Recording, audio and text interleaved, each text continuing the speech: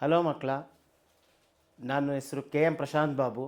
Mental ability, ಮಾನಸಿಕ ಸಾಮರ್ಥ್ಯ ಕಂದಾಗೆ ತಿಳಿಸ್ಕೊಡ್ತಾ ಬರ್ತೀನಿ, ಬನ್ನಿ. ಹಲೋ ಮಕ್ಕಳ, ನನ್ನ ಹೆಸರು KM ಪ್ರಶಾಂತ್ ಬಾಬು. ನಾನು JJM ಅಕಾಡೆಮಿಯಲ್ಲಿ ಮೆಂಟಲ್ ಎಬಿಲಿಟಿ ಟ್ರೈನರ್ ಆಗಿ ಕೆಲಸ ಮಾಡ್ತಾಯಿದ್ದೀನಿ. ಮುಂದಿನ ಈ ತಿಂಗಳು ನವೋದಯ ಎಕ್ಸಾಮನ್ನು ಕಾಲ್ ಮಾಡಿದ್ದಾರೆ. ಅದರ ಕೊನೆಯ ದಿನಾಂಕ ಸೆಪ್ಟೆಂಬರ್ ತಿಂಗಳಲ್ಲಿದೆ. ಮತ್ತು ಆ ಎಕ್ಸಾಮನ್ನು ನೀವು ಜನವರಿಯಲ್ಲಿ ಬರೀತೀರಾ. ನಿಮಗೆ ಎಲ್ಲರಿಗೂ ಮೆಂಟಲ್ ಎಬಿಲಿಟಿ ಕಷ್ಟ ಅಂತ ನೀವು ತಿಳ್ಕೊಂಡಿದ್ದೀರಾ. ಆ ಮೆಂಟಲ್ ಎಬಿಲಿಟಿಯನ್ನು ಯಾವ ರೀತಿಯಾಗಿ ಸುಲಭವಾಗಿ ನಾವು ಬಿಡಿಸ್ಬೋದು ಅನ್ನೋದನ್ನು ನಾನು ತಿಳಿಸ್ಕೊಡ್ತೀನಿ, ಬನ್ನಿ. ನೋಡಿ, ಮೆಂಟಲ್ ಎಬಿಲಿಟಿ, ಮಾನಸಿಕ ಸಾಮರ್ಥ್ಯ ಕನ್ನಡದಲ್ಲಿ. ಇದರಲ್ಲಿ ಯಾವ ರೀತಿಯಾಗಿ ಎಷ್ಟು ಪಾಠಗಳಿದ್ದಾವೆ, ಆ ಪಾಠಗಳಲ್ಲಿ ಎಷ್ಟು ವಿಧಗಳಿವೆ, ಒಂದೊಂದು ಪ್ರಶ್ನೆ ಎಷ್ಟು ರೀತಿಯಾದ ಪ್ರಶ್ನೆಗಳನ್ನು ನಿಮಗೆ ಕೇಳ್ತಾರೆ, ಅದನ್ನು ಒಂದೊಂದಾಗಿ ತಿಳಿಸ್ಕೊಡ್ತಾ ಬರ್ತೀನಿ, ಬನ್ನಿ. ನೋಡಿ, ಇಲ್ಲಿ 10 ಚಾಪ್ಟರ್ಗಳಿದೆ. ಅದರಲ್ಲಿ ಮೊದಲನೇದು ಆಡ್ ಒನ್ ಔಟ್. ಆ ಕನ್ನಡದಲ್ಲಿ ಅದನ್ನು ವರ್ಗೀಕರಣ ಅಂತ ಕರೀತಾರೆ. ಆಡ್ ಒನ್ ಔಟ್, ವರ್ಗೀಕರಣ ಅಂದರೆ ಗುಂಪಿಗೆ ಸೇರದ ಪದವನ್ನು ಅಥವಾ ಗುಂಪಿಗೆ ಸೇರದ ವಸ್ತುವನ್ನು ಬೇರ್ಪಡಿಸುವಂಥದ್ದು ಅಂತ ಅರ್ಥ. ಆಯಿತಾ? ಇದು ಎರಡನೇ ಚಾಪ್ಟರ್, ಫಿಗರ್ ಮ್ಯಾಚಿಂಗ್. ಕನ್ನಡದಲ್ಲಿ ಆಕೃತಿಯ ಹೊಂದಾಣಿಕೆ. ಅಂದರೆ ಎರಡು ಚಿತ್ರಗಳನ್ನು ಯಾವ ರೀತಿ ಒಂದೇ ರೀತಿಯಲ್ಲಿದೆಯೋ ಇಲ್ವೋ ಅದನ್ನು ಯಾವ ಒಂದೇ ರೀತಿಯಲ್ಲಿರುವಂಥ ಚಿತ್ರವನ್ನು ಮ್ಯಾಚ್ ಮಾಡುವಂಥದ್ದು. ಆಯಿತಾ? ಇದು ಮೂರನೇ ಚಾಪ್ಟರು, ಕಂಪ್ಲೀಷನ್ ಆಫ್ ಫಿಗರ್ಸ್. ಅಂದರೆ ಮಾದರಿಯನ್ನು ಪೂರ್ಣಗೊಳಿಸುವುದು. ಇದು ಕನ್ನಡದಲ್ಲಿ ಹೇಳ್ತಾರೆ. ಯಾವ ರೀತಿ ಅಂದರೆ, ಒಂದು ಚಿತ್ರವನ್ನು ಅರ್ಧ ಕೊಟ್ಟಿರ್ತಾರೆ, ಅದನ್ನು ಪೂರ್ಣಗೊಳಿಸಿದ್ರೆ ಯಾವ ರೀತಿಯಾಗಿ ಬರುತ್ತೆ ಅನ್ನೋವಂಥ ಪ್ರಶ್ನೆಗಳು ಈ ಚಾಪ್ಟ್ರಲ್ಲಿ ನಾವು ನೋಡ್ಬೋದು. Next series. ಕನ್ನಡದಲ್ಲಿ ಸರಣಿ ಪೂರ್ಣಗೊಳಿಸುವುದು. ಅಂದರೆ ಯಾವುದೋ ಒಂದು ನಂಬರನ್ನು ಕೊಟ್ಟಿರ್ತಾರೆ, ಆಮೇಲೆ ಒಂದು ಚಿತ್ರವನ್ನಾಗಲಿ ಯಾವುದೇ ಆಗಲಿ ಅದರಲ್ಲಿ ಒಂದು ಕಂಟಿನ್ಯೂಯೇಷನನ್ನು ನೋಡಬೇಕು, ಯಾವ ರೀತಿಯಾದ ಜೋಡಣೆಯನ್ನು ಮಾಡಿದ್ದಾರೆ ಅನ್ನೋದನ್ನು ಈ ಚಾಪ್ಟ್ರಲ್ಲಿ ನಾವು ಕಲಿಬೇಕಾಗತ್ತೆ. ಆಯಿತಾ? ನೆಕ್ಸ್ಟು ಅನಾಲಜಿ ಅಂದರೆ ಸಾಮ್ಯತೆ. ಅಂದರೆ ಯಾವ ರೀತಿಯಾದ ಪ್ರಶ್ನೆ ಅದು? ಅನಾಲಜಿ ಅಂದರೆ, ಸಾಮ್ಯತೆ ಅಂದರೆ ಯಾವ ರೀತಿಯಾದ ಪ್ರಶ್ನೆಗಳು ಅಂದರೆ, ಇವಾಗ ನಿಮಗೆ ಯಾವುದು ಒಂದು ಇದನ್ನು ಕೇಳ್ತಾರೆ, ಯಾವುದು ವರ್ಣ ಏನಂತ ಬರೀತೀರಾ? ಬಣ್ಣ. ಅಂದರೆ ವರ್ಣಕ್ಕೆ ಬಣ್ಣ ಅಂತಲೂ ಬರಿಬೋದು. ಅದೇ ರೀತಿ ದೃಷ್ಟಿಗೆ ಏನಂತ ಕರೀತಾರೆ? ಅದು. ಆ ರೀತಿಯಾದ ಪ್ರಶ್ನೆಗಳನ್ನು ನಾವು ಅನಾಲಜಿಯಲ್ಲಿ ಬರಿಬೋದು, ಓದಬೇಕಾಗತ್ತೆ. ಹಲೋ ಮಕ್ಕಳ, ನಾನು ನಿಮಗೆ 10 ಚಾಪ್ಟರ್ಗಳ ಬಗ್ಗೆ ಹೇಳಿದ್ದೆ. ಅದರಲ್ಲಿ ಮೊದಲನೇ ಚಾಪ್ಟರನ್ನು ಯಾವ ರೀತಿಯಾಗಿ ಪ್ರಶ್ನೆಗಳನ್ನು ಕೇಳ್ತಾರೆ ಅನ್ನೋದನ್ನು ಈಗ ತಿಳ್ಕೊಳ್ಳೋಣ, ಬನ್ನಿ ಮಕ್ಕಳ. ನೋಡಿ, ಇದೆ ಮೊದಲನೆಯ ಚಾಪ್ಟರ್, ಆಡ್ ಒನ್ ಔಟ್. ಕನ್ನಡದಲ್ಲಿ ವರ್ಗೀಕರಣ. ಕನ್ನಡದಲ್ಲಿ ವರ್ಗೀಕರಣ ಏನದು? Odd one out. Odd man out is the process of putting things or objects into a group and then finding the different object or thing that does not belong to the group. ಅಂದರೆ ಒಂದು ಎಲ್ಲ ವಸ್ತುಗಳನ್ನು ಒಂದು ಕಡೆ ಶೇಖರಣೆಯನ್ನು ಮಾಡಿ ಅದು ಆ ಗುಂಪಿಗೆ ಸೇರುತ್ತೋ ಇಲ್ವೋ ಎಂದು ವಿಭಾಗಿಸುವುದು. ಅದರಲ್ಲಿ ಎಷ್ಟು ವಿಧಗಳಿದ್ದಾವೆ ಅನ್ನೋದನ್ನು ಪ್ರತಿಯೊಂದನ್ನು ತಿಳ್ಕೊಳ್ತಾ ಹೋಗೋಣ. ಒಂದು ಪ್ರಶ್ನೆಗೆ 4 ಉತ್ತರವನ್ನು ಕೊಟ್ಟಿರ್ತಾರೆ. 3 ಅದರಲ್ಲಿ ಒಂದೇ ವರ್ಗಕ್ಕೆ ಸೇರಿರುತ್ತೆ, ಒಂದೇ ಒಂದು ಬೇರೆ ವರ್ಗಕ್ಕೆ ಸೇರಿರುತ್ತೆ. ಅದನ್ನು ನಾವು ಗುರುತಿಸಿ ಅದರಿಂದ ನಾವು ತೆಗಿಬೇಕಾಗತ್ತೆ. ಅದನ್ನು ಯಾವ ರೀತಿ ಮಾಡ್ಬೋದು? ಈ ಚಾಪ್ಟರನ್ನು ಆಡ್ ಒನ್ ಔಟನ್ನು ಮತ್ತು ವರ್ಗೀಕರಣ ಕನ್ನಡದಲ್ಲಿ ಇದರನ್ನು ಏನು ಮಾಡಿರ್ತಾರೆ 8 ಟೈಪ್ ಇದೆ, 8 ಟೈಪ್ ಇದೆ. ಆ 8 ಟೈಪನ್ನು ಒಂದೊಂದೇ ಪ್ರಶ್ನೆಯಾಗಿ ಮಾಡ್ಕೊಂಡು ಹೋಗೋಣ, ಉದಾಹರಣೆಗಳನ್ನು ಸಾಲ್ವ್ ಮಾಡ್ಕೊಂಡು ಹೋಗೋಣ ಮಕ್ಕಳ. ಬನ್ನಿ. ಮೊದಲನೇದು ಬೇಸ್ಡ್ ಆನ್ ಫಾರ್ಮೇಷನ್, ರಚನೆಯ ಆಧಾರದ ಮೇಲೆ. ಕನ್ನಡದಲ್ಲಿ ರಚನೆಯ ಆಧಾರದ ಮೇಲೆ ಏನಂದೆ ನಾನು? Based on formation. ಏನು? ರಚನೆಯ ಆಧಾರದ ಮೇಲೆ. ಮತ್ತೆ ಎರಡನೇದು, ಇದಕ್ಕೆಲ್ಲ ಒಂದೊಂದು ಉದಾಹರಣೆಯನ್ನು ಕೊಡ್ಕೊಂಡು ಹೋಗ್ತೀನಿ. ನಂತರ ಮೊದಲು ಅದು 8 ವಿಧಗಳು ಯಾವ್ಯಾವು ಅನ್ನೋದನ್ನು ಹೇಳಿಬಿಟ್ಟು ನಂತರ ಆಮೇಲೆ ಅದರ ಮೇಲೆ ಒಂದೊಂದಾಗಿ ಉದಾಹರಣೆಗಳನ್ನು ಕೊಟ್ಕೊಂಡು ಹೋದರೆ ತುಂಬ ಚೆನ್ನಾಗಿ ನಿಮಗೆ ಅರ್ಥ ಆಗುತ್ತೆ. ಅದನ್ನು ಅರ್ಥೈಸ್ಕೊಂಡು ನೀವು ಅದನ್ನು ಬಿಡಿಸ್ಬೋದು ಮಕ್ಕಳ. ತಿಳ್ಕೊಳ್ಳಿ. ಇವಾಗ ಎರಡನೇದು based on number of sides, ಬದಿಗಳ ಸಂಖ್ಯೆಯ ಆಧಾರದ ಮೇಲೆ. ಬದಿಯ ಸಂಖ್ಯೆಯ ಆಧಾರದ ಮೇಲೆ ಅಂದರೆ ಯಾವುದಾದ್ರೂ ಒಂದು ಜಾಮೆಟ್ರಿಕಲ್ ಫಿಗರ್ ಕೊಟ್ಟಿರ್ತಾರೆ, ಆ ಜಾಮೆಟ್ರಿಕಲ್ ಫಿಗರಿನ ಸೈಡ್ಸ್ಗಳ ಮೇಲೆ ಅವಲಂಬಿಸಿರುತ್ತೆ ಅನ್ನೋದು ನಿಮಗೆ ಹೊಳಿಬೇಕಾಗತ್ತೆ. ಗೊತ್ತಾಯ್ತಾ? ಬನ್ನಿ. ನೆಕ್ಸ್ಟು ಮೂರನೇದು ಏನು? ಬೇಸ್ಡ್ ಆನ್ ಪೊಸಿಷನ್, ಸ್ಥಾನದ ಆಧಾರದ ಮೇಲೆ. ಕನ್ನಡದಲ್ಲಿ ಯಾವ ರೀತಿ? ಏನಿದು? ಬೇಸ್ಡ್ ಆನ್ ಪೊಸಿಷನ್ ಅಂತ ಹೇಳಿದ್ರೆ ಯಾವ ರೀತಿ ಆಗಿರ್ಬೋದು ಅಂದರೆ ಕ್ಲಾಕ್ ವೈಸಾ ಆ್ಯಂಟಿ ಕ್ಲಾಕ್ ವೈಸಾ ಅನ್ನೋದನ್ನು ಗುರುತಿಸುವಿಕೆಗೆ. ಗೊತ್ತಾಯ್ತಾ ಮಕ್ಕಳ? Next based on relation of 2 elements, 2 ವಸ್ತುಗಳ ಅಥವಾ ಅಂಶಗಳ ಆಧಾರದ ಮೇಲೆ ಮಕ್ಕಳ. ಇದನ್ನು 2 ವಸ್ತುಗಳ ಅಂಶಗಳ ಆಧಾರದ ಮೇಲೆ ನಾವು ಅದನ್ನು ಇದು ಮಾಡ್ತೀವಿ. 2 ವಸ್ತುಗಳ ಹೋಲಿಕೆಯ ಮೇಲೆ ಹೋಲಿಕೆ ಮಾಡಿಕೊಂಡು ಮಾಡ್ತೀವಿ ಈ ರೀತಿಯಾಗಿ. Next based on different elements ಅಂದರೆ ವಿವಿಧ ವಸ್ತುಗಳ ಆಧಾರದ ಮೇಲೆ ಯಾವ ರೀತಿಯಾಗಿ ವಿಂಗಡೆಯನ್ನು ಮಾಡ್ತೀವಿ ಅನ್ನೋದನ್ನು ಇಲ್ಲಿ ತಿಳ್ಕೊಬೋದು. ಆಯಿತಾ? ನೆಕ್ಸ್ಟ್ ಬೇಸ್ಡ್ ಆನ್ ರೊಟೇಷನ್ ಅಂದರೆ ಅದರ ಸುತ್ತುವಿಕೆ, ತಿರುಗುವಿಕೆ ಆಧಾರದ ಮೇಲೆ. ತಿರುಗುವಿಕೆಯ ಆಧಾರದ ಮೇಲೆ ಅದೇ ಹೇಳಿದ್ನಲ್ಲ, ಆ್ಯಂಟಿ ಕ್ಲಾಕ್ ವೈಸ್ ಎರಡೂ ಇದು ಮಾಡ್ಕೋಬೋದು. ಅದು ಎಡಕ್ಕೆ ತಿರುಗ್ತಾ ಇದೆಯಾ ಬಲಕ್ಕೆ ತಿರುಗ್ತಾ ಇದೆಯಾ ಅನ್ನೋದನ್ನು ನೋಡ್ಕೋಬೋದು. ಈ ರೀತಿಯಾದ ತಿರುಗುವಿಕೆಯ ಮೇಲೆ ಅವಲಂಬಿಸಿರುವಂಥ ಪ್ರಶ್ನೆಗಳಿದು. Next based on method of writing ಅಂದರೆ ಕನ್ನಡದಲ್ಲಿ ಬರೆಯುವ ವಿಧಾನದ ಆಧಾರದ ಮೇಲೆ. ಯಾವ ರೀತಿ ಬರಿತೀರಾ? ಚಿತ್ರವನ್ನು ಬರಿಬೇಕಾದ್ರೆ ನೀವು ಅದೇ ಹೇಳದ್ನಲ್ಲ, ಪ್ರತಿಯೊಂದನ್ನು ಒಂದು ಟ್ರಯಾಂಗಲ್ ಹಾಕ್ತೀವಿ. ಇಲ್ಲಿ ಏನು ಮಾಡಿದ್ದೀನಿ? 3 ಲೈನನ್ನು ಇಟ್ಕೊಂಡಿದ್ದೀನಿ. ಅದೇ ಥರ ಇಲ್ಲಿ ಒಂದು ಇದು ಮಾಡಿದ್ದೀನಿ, ಮತ್ತು ಇನ್ನೊಂದನ್ನು ಸಿಲಿಂಡರ್ ಹಾಕಿದ್ದೀನಿ. ನೋಡಿ, ಇದಕ್ಕೆಲ್ಲ ವ್ಯತ್ಯಾಸ ಏನು ಅಂದರೆ ಈ 3ರಲ್ಲಿ ಯಾವುದಕ್ಕೆ ವ್ಯತ್ಯಾಸ ಏನಿದೆ? ಇದು ಸಿಲಿಂಡರ್, ಇದು ಘನ ವಸ್ತು. ಇವೆರಡು 2 ಡೈಮೆನ್ಷನಲ್ ಫಿಗರು, ಇದು 3 ಡೈಮೆನ್ಷನಲ್ ಫಿಗರು. ಆವಾಗ ಇದನ್ನು ಬೇರ್ಪಡಿಸ್ಬೇಕಾಗತ್ತೆ. ಈ ರೀತಿಯಾದ ಪ್ರಶ್ನೆಗಳನ್ನು ಈ ಚಾಪ್ಟ್ರಲ್ಲಿ ನೋಡ್ಬೋದು. ಬೇಸ್ಡ್ ಆನ್ ರಿಯಲ್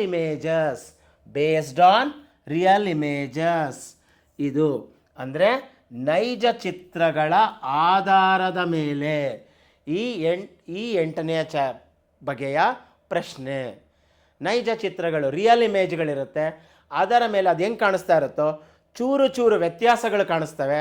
ಆ ವ್ಯತ್ಯಾಸಗಳನ್ನು ಗುರುತಿಸಿ ಅದನ್ನು ಮಾರ್ಕ್ ಮಾಡಬೇಕಾಗತ್ತೆ ಮಕ್ಕಳ. ತಿಳ್ಕೊಳ್ಳಿ ಮಕ್ಕಳೇ. 10 ಚಾಪ್ಟ್ರಲ್ಲಿ ಮೊದಲನೇ ಚಾಪ್ಟ್ರಲ್ಲಿ ಆಡ್ ಒನ್ ಔಟ್, ಅದರಲ್ಲಿ 8 ಬಗೆಯ ಪ್ರಶ್ನೆಗಳನ್ನು ಕೇಳ್ತಾರೆ.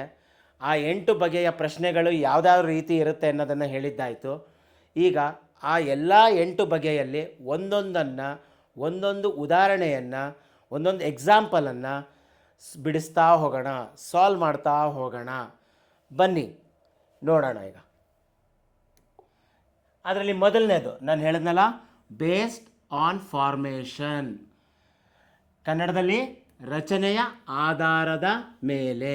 ರಚನೆಯ ಆಧಾರದ ಮೇಲೆ ಏನು ಮಾಡಿರ್ತಾರೆ ಅಂದರೆ, ಇಲ್ಲಿ 4 ಚಿತ್ರವನ್ನು ಕೊಟ್ಟಿರ್ತಾರೆ ಮಕ್ಕಳ. 4 ಚಿತ್ರವನ್ನು ಕೊಟ್ಟಿರ್ತಾರೆ. ಅದರಲ್ಲಿ 3 ಚಿತ್ರ ಒಂದೇ ರೀತಿಯಾಗಿರುತ್ತೆ, ಒಂದು ಗುಂಪಿಗೆ ಸೇರಿರುತ್ತೆ, ಇನ್ನೊಂದು ಚಿತ್ರ ಗುಂಪಿಗೆ ಸೇರಿರೋದಿಲ್ಲ. ಅದನ್ನು ನಾವು ಬಿಡಿಸ್ಬೇಕಾಗತ್ತೆ. ನೋಡಿ, ಇಲ್ಲಿ 4 ಫಿಗರ್ಸ್ ಅಂದರೆ 4 ಫಿಗರ್ಸು ಅಂದರೆ 4 ಆಕೃತಿಗಳನ್ನು ಕೊಟ್ಟಿರ್ತಾರೆ. ಅದರಲ್ಲಿ ಮೂರು ಪ್ರಶ್ನೆ ಒಂದೇ ಆಗಿರುತ್ತೆ, ಇನ್ನೊಂದು ಏನಾಗಿರುತ್ತೆ ಅದು ಬೇರೆ ಆಗಿರುತ್ತೆ. ಅದನ್ನು ನಾವು ಗುರುತಿಸ್ಬೇಕಾಗತ್ತೆ. ಗೊತ್ತಾಯ್ತಾ? ಇಲ್ಲಿ 3 ಫಿಗರ್ಸ್ ಆಯಿತಾ. ಅದನ್ನು ಪ್ರಶ್ನೆಯನ್ನು ನೋಡೋಣ ಬನ್ನಿ ಈಗ. ಏನು? ಬೇಸ್ಡ್ ಆನ್ ಫಾರ್ಮೇಷನ್, ರಚನೆಯ ಆಧಾರದ ಮೇಲೆ. ಮಕ್ಕಳ ನೋಡಿ, ಇಲ್ಲಿ 4 ಚಿತ್ರವನ್ನು ಕೊಟ್ಟಿದ್ದಾರೆ. 4 ಚಿತ್ರವನ್ನು ಕೊಟ್ಟಿದ್ದಾರೆ. ನೋಡಿದ ತಕ್ಷಣ ನಿಮ್ಗೇನು ಅನಿಸುತ್ತೆ? ನೋಡಿ, ಇಲ್ಲಿ ಒಂದು ಸ್ಟ್ರೈಟ್ ಲೈನ್ ಇದೆ, ಇಲ್ಲೂ ಒಂದು ಸ್ಟ್ರೈಟ್ ಲೈನ್ ಇದೆ, ಇಲ್ಲೂ ಸ್ಟ್ರೈಟ್ ಲೈನ್ ಇದೆ. ಮತ್ತು ಈ ಚಿತ್ರವನ್ನು ನೋಡೋಣ. ಇಲ್ಲಿ ಸ್ಟ್ರೈಟ್ ಲೈನ್ ಇದೆ, ಇಲ್ಲಿ ಸ್ಟ್ರೈಟ್ ಲೈನ್ ಇದೆ, ಇಲ್ಲೂ ಸ್ಟ್ರೈಟ್ ಲೈನ್ ಇದೆ. ಗೊತ್ತಾಯ್ತಾ ಮಕ್ಕಳ? ನೋಡ್ತಾ ಇದ್ದೀರಾ? ಇಲ್ಲೂ ಒಂದು ಸ್ಟ್ರೈಟ್ ಲೈನ್ ಇದೆ. ಮೂರನೇ ಚಿತ್ರಕ್ಕೆ ಹೋಗೋಣ. ಇಲ್ಲಿ ಸ್ಟ್ರೈಟ್ ಲೈನ್ ಇಲ್ಲ, ಇಲ್ಲಿ. ಮತ್ತೆ 4ನೇದಕ್ಕೆ ಹೋಗೋಣ. ಇಲ್ಲೂ ಸ್ಟ್ರೈಟ್ ಲೈನ್ ಇದೆ, ಇಲ್ಲೂ ಇದೆ, ಇಲ್ಲೊಂದಿದೆ. ಅಂದರೆ 3 ಚಿತ್ರಗಳು, 4 ಚಿತ್ರದಲ್ಲಿ ಇದು ಮತ್ತು ಇದು ಸ್ಟ್ರೈಟ್ ಲೈನ್ಗಳಿಂದ ಮಾಡಲ್ಪಟ್ಟಿದೆ. ಆದರೆ ಈ ಚಿತ್ರ ಒಂದು ಕರ್ವ್ಡ್ ಲೈನಲ್ಲಿ ಮಾಡಲ್ಪಟ್ಟಿದೆ. ಕರ್ವ್ಡ್ ಲೈನ್ ನೋಡಿ, ಕರ್ವ್ಡ್ ಲೈನ್ ಈ ಥರ ಮಾಡಲ್ಪಟ್ಟಿದೆ. ಅಂದರೆ ಏನಾಗುತ್ತೆ? ಇದರಲ್ಲಿ ಇದು ಗುಂಪಿಗೆ ಸೇರದ ಪದ, ಗುಂಪಿಗೆ ಸೇರದಂಥ ಚಿತ್ರ ಅದು. ಗೊತ್ತಾಯ್ತಾ? ಅದಕ್ಕೆ ಇದರಲ್ಲಿ ಇದು ಆನ್ಸರ್. ಅರ್ಥ ಆಯ್ತಾ ಮಕ್ಕಳ ನಿಮಗೆ? ಬನ್ನಿ 2ನೇ ಪ್ರಶ್ನೆಗೆ ಹೋಗೋಣ. 2ನೇ ಉದಾಹರಣೆ. Based on number of sides. ಕನ್ನಡದಲ್ಲಿ ಬದಿಗಳ ಸಂಖ್ಯೆಯ ಆಧಾರದ ಮೇಲೆ. ಅಂದರೆ in this type 3 designs have equal number of sides. ಅಂದರೆ ಒಂದು ಡಿಸೈನ್ ಇರುತ್ತೆ, ಆ ಡಿಸೈನಲ್ಲಿ ಮೂರಕ್ಕೆ ಸೇಮ್ ನಂಬರ್ ಆಫ್ ಸೈಡ್ಸ್ ಇರುತ್ತೆ. ಯಾವುದು? ಆ ಡಿಸೈನ್ಗೆ 3 ಲೈನ್ ಇರುತ್ತೆ ಅಂದ್ಕೊಳ್ಳಿ. 3 ಚಿತ್ರಕ್ಕೂ 3 ಲೈನ್ ಇರುತ್ತೆ. ಒಂದು ಚಿತ್ರಕ್ಕೆ ಏನಾಗುತ್ತೆ? ಬೇರೆ ಆಗುತ್ತೆ. 4th one contains different number of sides. ಬೇರೆ ಸೈಡ್ಸ್ ಇರುತ್ತೆ. 3 ಇರೋದು ಇನ್ನೊಂದಕ್ಕೆ ಏನಾಗ್ಬೋದು? 4 ಆಗ್ಬೋದು. ಆ ಥರ. ಅಂದರೆ 3 ಆಕೃತಿಗಳ ಸಮಾನ ಸಂಖ್ಯೆಯ ಬದಿಗಳನ್ನು ಹೊಂದಿರುತ್ತದೆ. ಮತ್ತು 4ನೇದು ವಿಭಿನ್ನ ಸಂಖ್ಯೆಯ ಬದಿಗಳನ್ನು ಹೊಂದಿರುತ್ತದೆ. ಇದನ್ನು ಗುರುತಿಸೋಣ ಬನ್ನಿ ಮಕ್ಕಳ. ಈಗ ಅದಕ್ಕೆ ಒಂದು ಉದಾಹರಣೆಯನ್ನು ನೋಡೋಣ. ಅರ್ಥ ಆಯ್ತಾ? ಅದಾದಮೇಲೆ ನಿಮಗೆ ಇದರ ಮೇಲೂ ಕೂಡ ಸುಲಭವಾಗಿ ಪ್ರಶ್ನೆಗಳನ್ನು ಬಿಡಿಸ್ಬೋದು ಮಕ್ಕಳ. ನೋಡಿ, ಇಲ್ಲಿ ಏನಿದೆ? ಇಲ್ಲಿ based on number of sides, ಬದಿಗಳ ಆಧಾರದ ಮೇಲೆ, ಸಂಖ್ಯೆಯ ಆಧಾರದ ಮೇಲೆ. ಯಾವ ರೀತಿ? ನೋಡಿ, ಇಲ್ಲಿ ಎಷ್ಟು ಲೈನ್ ಇದೆ? 1 2 3 4 5 6. ಆಯಿತಾ? ಆಯಿತು. ಇದು 6 ಲೈನ್ ಇದೆ. ಇಲ್ಲಿ 6 ಲೈನ್ ಇದೆ. ಇಲ್ಲಿ ಈ ಚಿತ್ರಕ್ಕೆ ಹೋಗೋಣ. ಈಗ ಈ ಚಿತ್ರದಲ್ಲಿ 1 2 3 4 5 6 7 ಇದೆ. ನೋಡಿ, 7 ಲೈನ್ ಇದೆ ಮಕ್ಕಳ. ಇಲ್ಲಿ 7 ಲೈನ್ ಇದೆ. ಆಯಿತಾ? ಇವಾಗ 3ನೇ ಚಿತ್ರಕ್ಕೆ ಹೋಗೋಣ. 1 2 3 4 5 6 6 ಲೈನ್ಗಳಿದೆ ಮಕ್ಕಳ ಇಲ್ಲಿ. ಅದೇ ರೀತಿಯಾಗಿ ಕೊನೆಯ ಚಿತ್ರವನ್ನು ಕೂಡ ಪರೀಕ್ಷಿಸೋಣ. ನೋಡಿ, 1 2 3 4 5 6 ಏನಾಗುತ್ತೆ ನೋಡಿ, ಇಲ್ಲಿ 3 ಚಿತ್ರಗಳಲ್ಲಿ 6 ಲೈನಿಂದ ಮಾಡಲ್ಪಟ್ಟಿದೆ, ಆದರೆ ಒಂದು ಚಿತ್ರ 7 ಲೈನಿಂದ ಮಾಡಲ್ಪಟ್ಟಿದೆ. ಅದಕ್ಕೆ ಇದರಲ್ಲಿ ಗುಂಪಿಗೆ ಸೇರದ ಚಿತ್ರ ಯಾವುದು ಅಂದರೆ ಮಕ್ಕಳ ಇದು ಅಲ್ವಾ? ನೋಡಿ ಎಷ್ಟು ಸುಲಭವಾಗಿದೆ, ಎಷ್ಟು ಸುಲಭವಾಗಿ ಅರ್ಥ ಮಾಡ್ಕೋಬೋದು ಇದನ್ನು. ಬನ್ನಿ ಇದೇ ರೀತಿ ಮುಂದಿನ ಪ್ರಶ್ನೆಯನ್ನು ಬಿಡಿಸೋಣ. ನೋಡಿ, ಬೇಸ್ಡ್ ಆನ್ ಪೊಸಿಷನ್ಸ್, ಸ್ಥಾನದ ಆಧಾರದ ಮೇಲೆ ಯಾವ ರೀತಿಯಾಗಿ ಬಿಡಿಸೋದು ಇದನ್ನು. ಇದರಲ್ಲೂ ಅಷ್ಟೇ 4 ಚಿತ್ರಗಳನ್ನು ಕೊಟ್ಟಿರ್ತಾರೆ ಮಕ್ಕಳ, 4 ಚಿತ್ರ. ಆ 4 ಚಿತ್ರಗಳನ್ನು ಅದರಲ್ಲಿ ಏನಾಗಿರುತ್ತೆ, 3 ಚಿತ್ರಗಳು ಒಂದೇ ಪೊಸಿಷನಲ್ಲಿರುತ್ತೆ, ಒಂದೇ ಸೇಮ್ ಪೊಸಿಷನ್. ಮತ್ತು ಒಂದು ಚಿತ್ರ ಮಾತ್ರ ಬೇರೆ ಪೊಸಿಷನಲ್ಲಿ ಇರುತ್ತೆ. ಅದನ್ನು ಯಾವುದು ಅಂತ ಗುರುತಿಸ್ಬಿಟ್ಟು ನಾವು ಅದನ್ನು ತೆಗಿಬೇಕಾಗತ್ತೆ. ಅಂದರೆ ಇಲ್ಲಿ ನೋಡಿ, ಒಂದು ಮಾತ್ರ ಏನಾಗಿರುತ್ತೆ, ಡಿಫ್ರೆಂಟ್ ಪೊಸಿಷನಲ್ಲಿರುತ್ತೆ. 3 ಆಕೃತಿಗಳಿನ ಅಂಶಗಳು ಒಂದೇ ಸ್ಥಾನದಲ್ಲಿದ್ದರೆ ಒಂದು ಆಕೃತಿಯ ಅಂಶಗಳು ವಿಭಿನ್ನ ಸ್ಥಾನಗಳಲ್ಲಿರುತ್ತವೆ. ಇದರ ಮೇಲೆ ಒಂದು ಉದಾಹರಣೆಯನ್ನು ನೋಡೋಣ ಮಕ್ಕಳ. ನೋಡಿ, ಈಗ ಇಲ್ಲಿ ಬೇಸ್ಡ್ ಆನ್ ಪೊಸಿಷನ್ ಅಂದರೆ ಕನ್ನಡದಲ್ಲಿ ಸ್ಥಾನದ ಆಧಾರದ ಮೇಲೆ. ಇಲ್ಲಿ ನೋಡಿ ಮಕ್ಕಳ, 4 ಚಿತ್ರವನ್ನು ಕೊಟ್ಟಿದ್ದಾರೆ. ಇಲ್ಲಿ ಏನಾಗಿರುತ್ತೆ, ಶೇಡ್ ಮಾಡಿದ್ದಾರೆ ನೋಡಿ, ಈ ಜಾಗವನ್ನು ಶೇಡ್ ಮಾಡಿದ್ದಾರೆ. ಶೇಡ್ ಮಾಡಿರುವ ಜಾಗ ಹೇಗಿದೆ, ಎಲ್ಲಿಗೆ ಪಾಯಿಂಟ್ ಮಾಡ್ತಾ ಇದೆ, ಮೇಲ್ಗಡೆ ಪಾಯಿಂಟ್ ಮಾಡ್ತಾ ಇದೆ. ಅದೇ ರೀತಿ ಇಲ್ಲಿ ಒಂದು ಬಾಣದ ಚಿತ್ರವನ್ನು ಕೂಡ ಕೊಟ್ಟಿದ್ದಾರೆ. ಆ ಬಾಣ ಏನಾಗ್ತಿದೆ, ಅದು ಮೇಲ್ಗಡೆ ತೋರಿಸ್ತಾ ಇದೆ, ತನ್ನ ದಿಕ್ಕನ್ನು ಮೇಲ್ಗಡೆ ತೋರಿಸ್ತಾ ಇದೆ. ಆಯಿತಾ? ಅದು ಯಾವ ಥರ ಶೇಡೆಡ್ ರೀಜನ್ನು ಯಾವ ರೀತಿ ತೋರಿಸ್ತಾ ಇದೆಯೋ ಅದೇ ದಿಕ್ಕಲ್ಲಿ ಅದನ್ನು ಹೋಗ್ತಾ ಇದೆ. ನೆಕ್ಸ್ಟ್ ಒನ್ ನೋಡೋಣ. ಇದು ಶೇಡೆಡ್ ರೀಜನ್ನು, ಅದು ಈ ಡೈರೆಕ್ಷನಲ್ಲಿದೆ, ಬಾಣನು ಇದೇ ಡೈರೆಕ್ಷನಲ್ಲಿದೆ. 3ನೇ ಚಿತ್ರದಲ್ಲಿ ಶೇಡೆಡ್ ರೀಜನ್ನಿನ ಡೈರೆಕ್ಷನ್ನು ಕೆಳಗಡೆ ಇದೆ, ಬಾಣದ ಡೈರೆಕ್ಷನ್ನು ಮೇಲ್ಗಡೆ ಇದೆ. ಅಂದರೆ ವಿರುದ್ಧವಾಗಿದೆ. ಇಲ್ಲೇನಾಗಿದೆ, ಶೇಡೆಡ್ ರೀಜನ್ನಿನ ಡೈರೆಕ್ಷನ್ ಹೇಗಿದೆಯೋ ಬಾಣದ ಡೈರೆಕ್ಷನ್ ಕೂಡ ಹಾಗೇ ಇದೆ. ಅಂದರೆ ಏನು ಗೊತ್ತಾಗುತ್ತೆ ಮಕ್ಕಳ, ಇಲ್ಲಿ ನಿಮಗೆ ಇಲ್ಲಿ ಇದು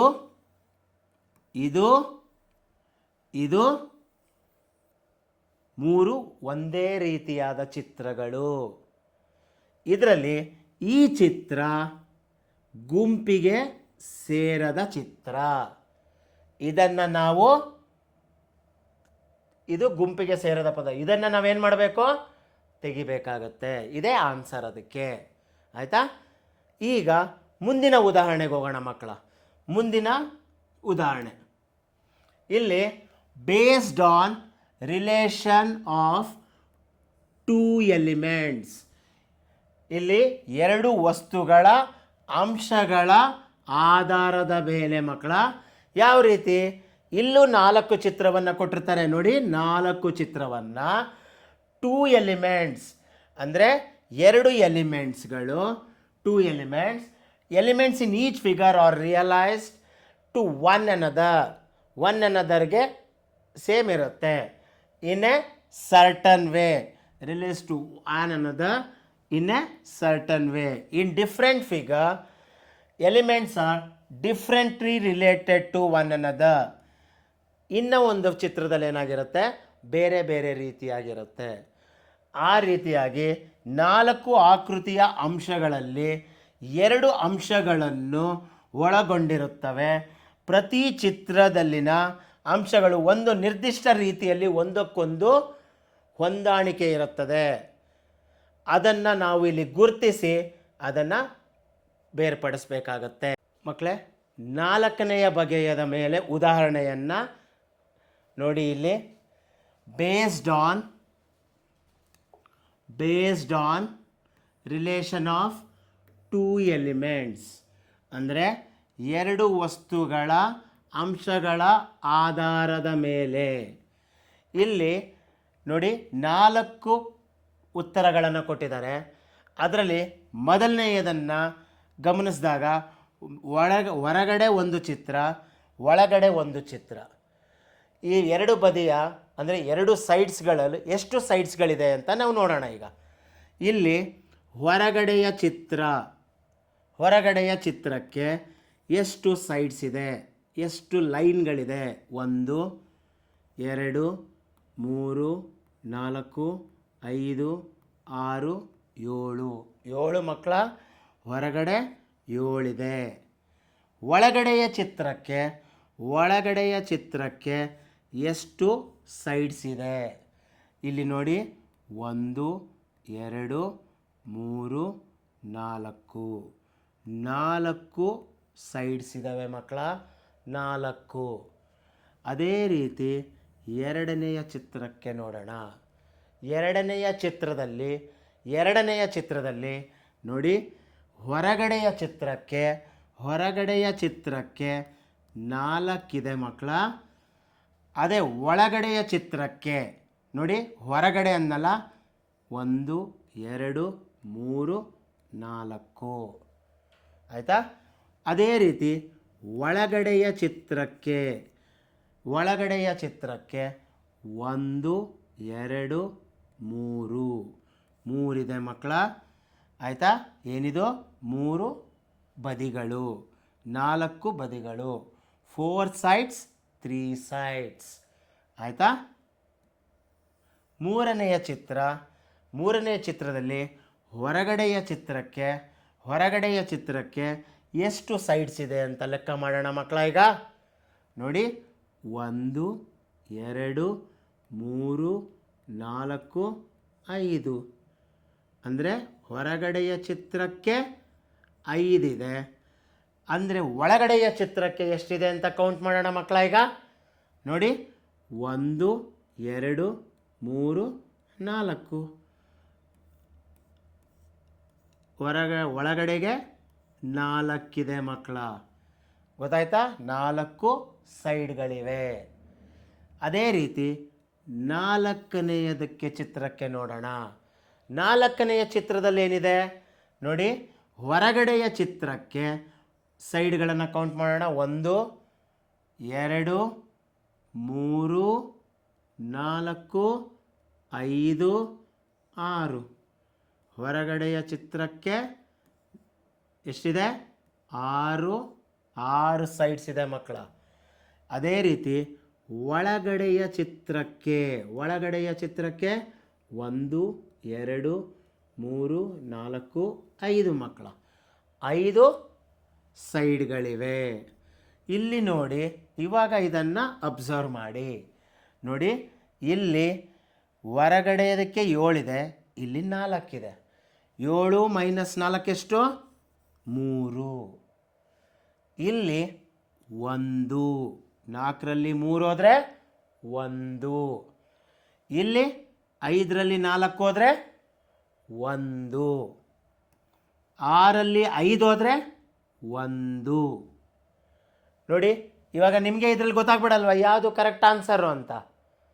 ಯಾವುದು ಆನ್ಸರ್ ಇಲ್ಲಿ?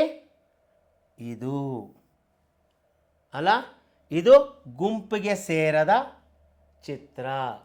ಅದಕ್ಕೆ ಇದನ್ನು ಹೊರಗಡೆ ತೆಗಿಬೋದು. ಬನ್ನಿ ಮಕ್ಕಳ, 5ನೆಯ ವಿಧಕ್ಕೆ ಹೋಗೋಣ.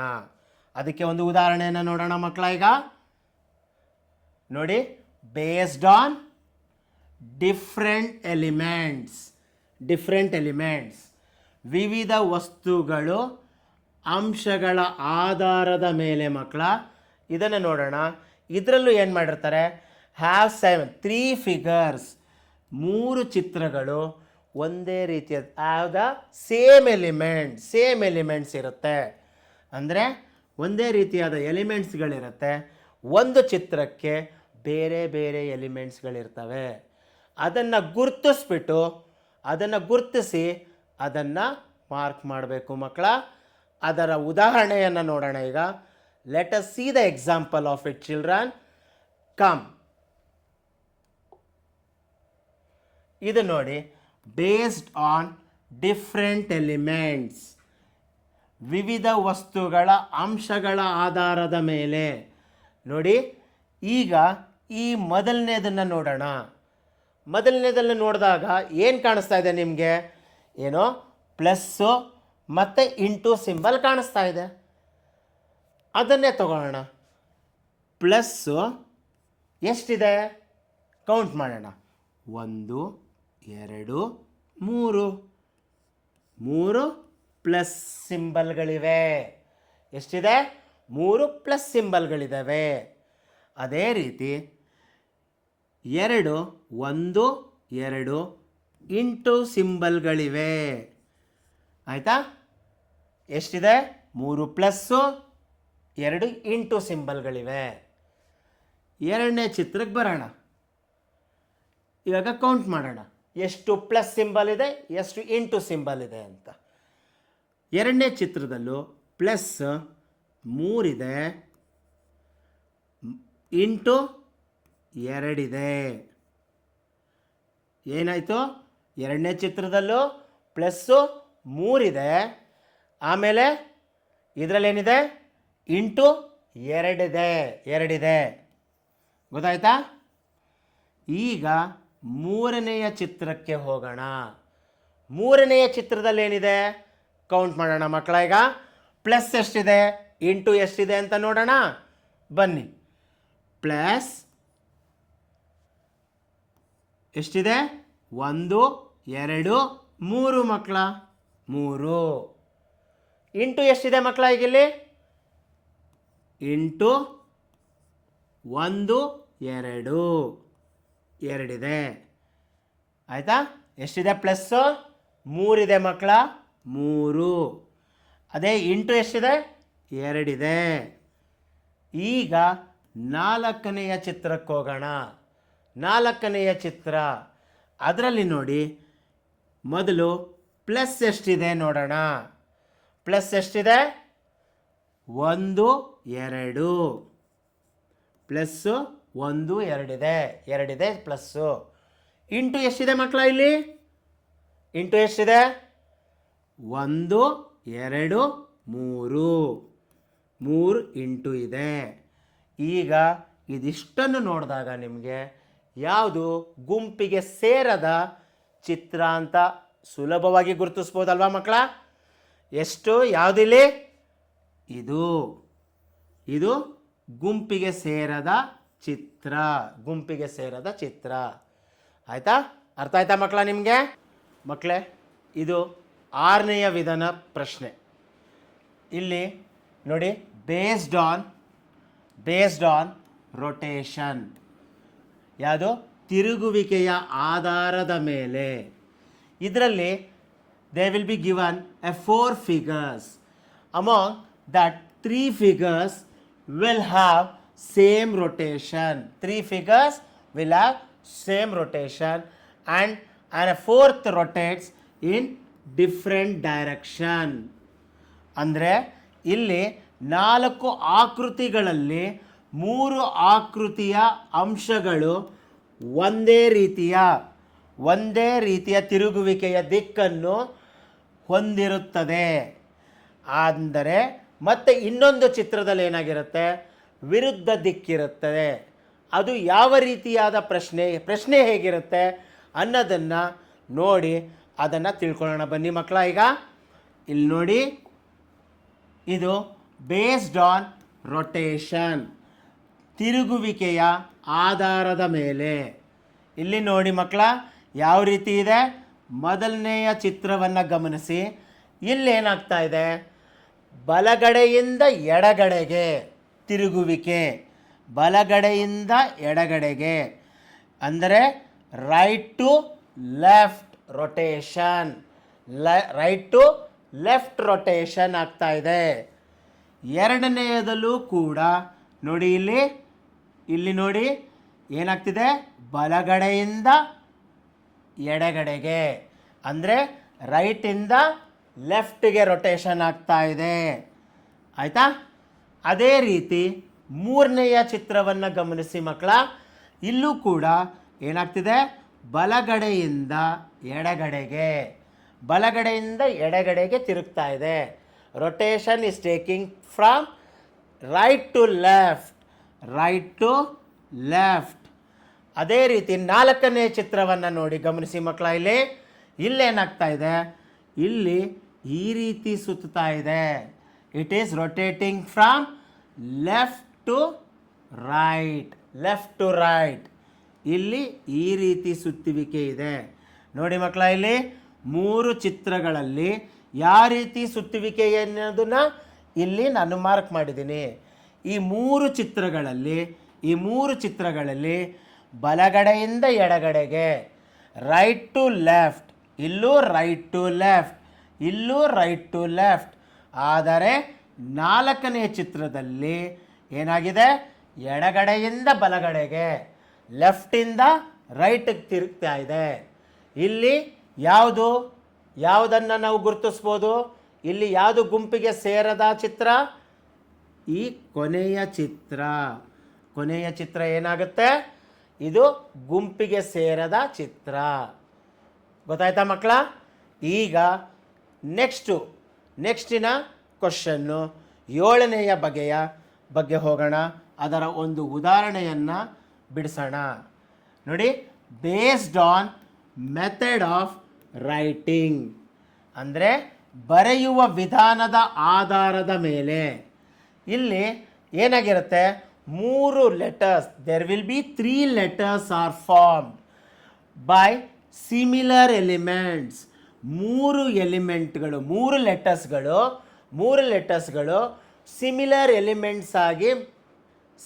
ಸಿಮಿಲರ್ ಎಲಿಮೆಂಟ್ಸ್ಗಳನ್ನು ಉಪಯೋಗಿಸಿ ಮಾಡಿರ್ತಾರೆ ಮಕ್ಕಳ. ಇನ್ನೊಂದು ಬೇರೆ ರೀತಿಯಾದ ಎಲಿಮೆಂಟನ್ನು ಉಪಯೋಗಿಸಿರ್ತಾರೆ. ಆಯಿತಾ? ಇಲ್ಲಿ 3 ಅಕ್ಷರಗಳು ಒಂದೇ ರೀತಿಯ ಹಂತಗಳಿಂದ ರೂಪುಗೊಂಡರೆ 4ನೆಯದು ವಿಭಿನ್ನ ಅಂಶಗಳಿಂದ ರೂಪುಗೊಳ್ಳುತ್ತದೆ. ಅದು ಯಾವ ರೀತಿ ಇರುತ್ತೆ ಪ್ರಶ್ನೆ? ಈಗ ತಿಳ್ಕೊಳ್ಳೋಣ ಮಕ್ಕಳ. ಇಲ್ಲಿ ನೋಡಿ ಅದರ ಉದಾಹರಣೆ. Based on method of writing, ಬರೆಯುವ ವಿಧಾನದ ಆಧಾರದ ಮೇಲೆ. ನೋಡಿ ಮಕ್ಕಳ, ಇವಾಗ ಇಲ್ಲಿ 4 ಉತ್ತರವನ್ನು ಕೊಟ್ಟಿದ್ದಾರೆ. ಮೊದಲನೇದನ್ನು ನೋಡೋಣ.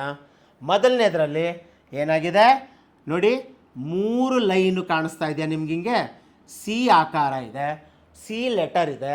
ಅದರಲ್ಲಿ ಎಷ್ಟು ಲೈನ್ ಇದೆ? 3 ಲೈನ್ ಇದೆ. ನೋಡಿ, 1 2 3 ಲೈನ್ ಇದೆ. ಅಂದರೆ ಸಿ ಅನ್ನೋ ಲೆಟರು 3 ಲೈನಿಂದ ಮಾಡಲ್ಪಟ್ಟಿದೆ. ಆಯಿತಾ? ಎರಡನೇದು ಟಿ ಅನ್ನೋದು ಏನಾಗಿದೆ? 1 ಲೈನು, ಇದೊಂದು 2 ಲೈನು. ಅಂದರೆ ಟಿ ಅನ್ನೋ ಲೆಟರು 2 ಲೈನಿಂದ ಮಾಡಲ್ಪಟ್ಟಿದೆ. ಗೊತ್ತಾಗ್ತಿದೆ ಅಲ್ಲ ಮಕ್ಕಳ ನಿಮಗೆ?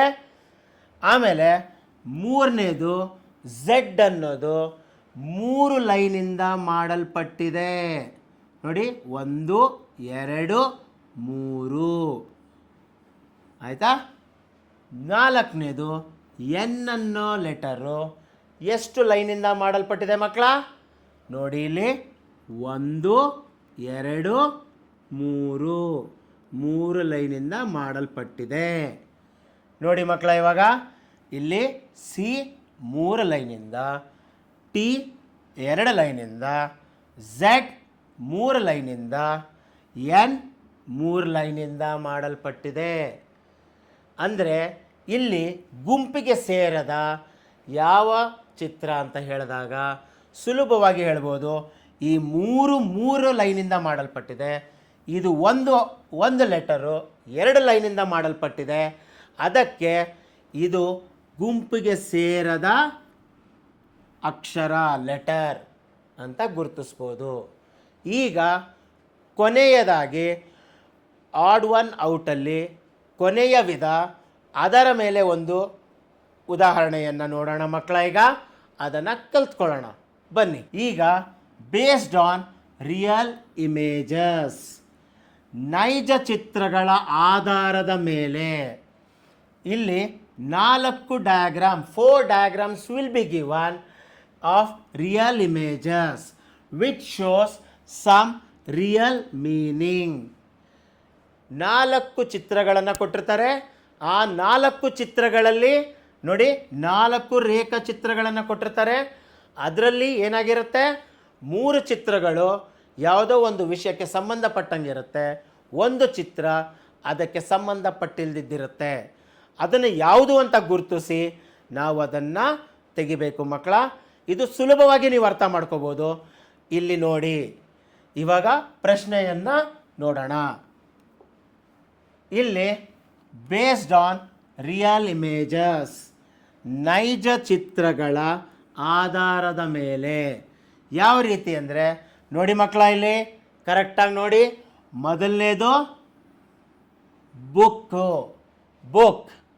ಬುಕ್, ಮೊದಲನೇದು ಬುಕ್ ಅಂತ ಆಯಿತಾ. ಎರಡನೇದು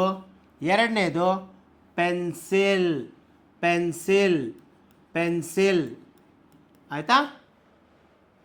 ಮೂರನೇದು ರಬ್ಬರ್ ಅಂದರೆ ಎರೇಸರ್ ಆಯಿತಾ. ನಾಲ್ಕನೇದು ಸೈಕಲ್. ನೋಡಿ, ಈ 3 ಕೂಡ ಯಾವುದು, ಬುಕ್ಕು, ಪೆನ್ಸಿಲ್ಲು ಮತ್ತು ಎರೇಸರು. ಈ 3 ಕೂಡ ಒಂದು ಸ್ಟೇಷ್ನರಿ ಅಂಗಡಿಯಲ್ಲಿ ಸಿಗುತ್ತೆ ನಮಗೆ. ಈ 3 ವಸ್ತುವು ಓದುಗೆ ಸಂಬಂಧಪಟ್ಟಂಥದ್ದು. ಆದರೆ ಕೊನೆಯ ಚಿತ್ರದಲ್ಲಿರುವಂಥದ್ದು ಸೈಕಲ್ಲು ಓದಿಗೆ ಸಂಬಂಧಪಟ್ಟದ್ದಲ್ಲ. ಅದಕ್ಕೆ ನಾವಿಲ್ಲಿ ಗುಂಪಿಗೆ ಸೇರದ ಯಾವುದಾದ್ರೂ ಚಿತ್ರ ಇದ್ದರೆ ಅದು ಕೊನೆಯದಾಗುತ್ತದೆ. ಇದು ಗುಂಪಿಗೆ ಸೇರದ ಚಿತ್ರ. ಈ ರೀತಿಯಾಗಿ ನಾವು ಯಾವುದು 8 ಪ್ರಶ್ನೆಗಳು, 8 ವಿಧವಾದ ಆಡ್ ಒನ್ ಔಟ್ ಚಾಪ್ಟ್ರಲ್ಲಿ 8 ವಿವಿಧ ಪ್ರಶ್ನೆಗಳ ಯಾವ ರೀತಿಯಾದ ಬಗೆಗಳ ಪ್ರಶ್ನೆಗಳನ್ನು ಕೇಳ್ತಾರೆ ಅನ್ನೋದನ್ನು ಒಂದೊಂದಾಗಿ ಉದಾಹರಣೆ ಸಹಿತವಾಗಿ ಕಲ್ತಿದ್ದೀವಿ. ಆಯಿತಾ ಮಕ್ಕಳ. ಈಗ ನೆಕ್ಸ್ಟು ನೋಡಿ, ಇದು ನಿಮಗೆ ಜನಗಣಮನ ಅಕಾಡೆಮಿಯಲ್ಲಿ ನಾವು ನವೋದಯ ಆನ್ಲೈನ್ ಕೋಚಿಂಗನ್ನು ನಾವು ಮಾಡ್ತಾಯಿದ್ದೀವಿ. ಮತ್ತು ಆಫ್ಲೈನ್ ಕೋಚಿಂಗ್ ಕೂಡ ಬೆಂಗಳೂರಲ್ಲಿ ವಿಜಯನಗರದಲ್ಲಿ ಮಾಡ್ತಾಯಿದ್ದೀವಿ. ಯಾರಾದರೂ ನಿಮಗೆ ಕಲ್ತ್ಕೋಬೇಕು ಅನ್ನೋದಿದ್ದರೆ ದಯವಿಟ್ಟು ಈ ಮೇಲ್ಕಂಡ ನಮ್ಮ ಸಂಖ್ಯೆಗೆ, ಇಲ್ಲಿ ಕಾಣ್ತಿರುವಂಥ ಸಂಖ್ಯೆಗೆ ಕರೆ ಮಾಡಿ ನಿಮ್ಮ ಅಡ್ಮಿಷನ್ಗಳನ್ನು ಪಡಿಬೋದು.